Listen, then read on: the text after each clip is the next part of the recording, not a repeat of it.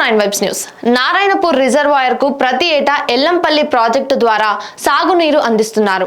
ఈ రిజర్వాయర్ నుంచి చొప్పదండ నియోజకవర్గంలోని గంగాధర, రామడుగు, చొప్పుదండ, బోయనపల్లి, కొడిమ్యాల, మల్యాల మండలాల్లోని 57 చెరువులను నింపుతున్నారు. ఈ నీటితో 6 మండలాల్లోని దాదాపు 27,000 ఎకరాల్లో పంటలు పుష్కలంగా పండేవి. గతంలో జనవరి మొదటి 2 వారాల్లోనే నీళ్లు విడుదల చేసేవారు. ఇప్పుడు మాత్రం ఆ పరిస్థితి కనిపించడం లేదు. ప్రస్తుతం ఎల్లంపల్లిలో పుష్కలంగా నీళ్లున్న పెద్దపల్లి జిల్లా ధర్మారం మండలం నందిమేడారం వద్ద పైప్ లైన్ మరమ్మత్తు సాకుతో నారాయణపూర్ రిజర్వాయర్ కు నీళ్లు ఇవ్వడం లేదు. నీళ్లు ఇస్తాం, నార్లు పోసుకోమని చొప్పదండి ఎమ్మెల్యే మేడిపల్లి సత్యం చెప్పడంతోనే తామంతా నార్లు పోసుకున్నామని రైతులు చెప్తున్నారు.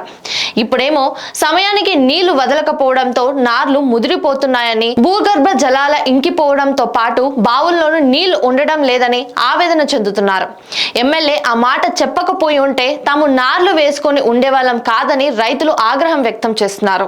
దుక్కుల కోసం ట్రాక్టర్లు వేలకు వేలు ఖర్చు చేశామని, నార్లకు 2 సార్లు మందులు వాడామని, ఇప్పుడు పెట్టుబడి అంతా భారంగా మారుతుందని ఆందోళన వ్యక్తం చేస్తున్నారు.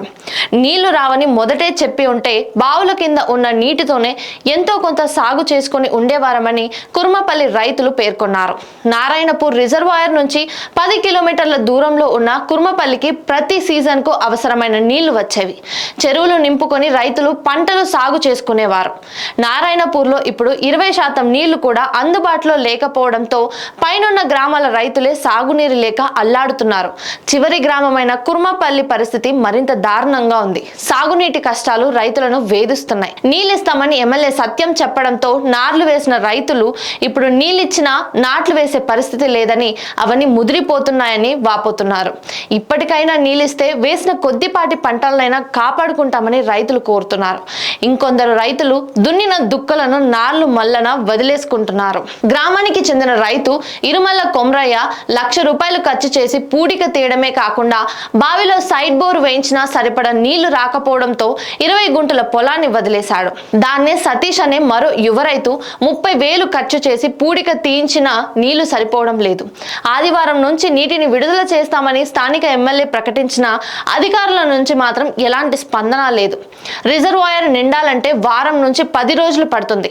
అప్పటి వరకు పంటలను ఎలా రక్షించుకోవాలో అర్థం కావడం లేదని కుర్మపల్లి, వెంకటాయపల్లి గ్రామాల రైతులు వాపోతున్నారు.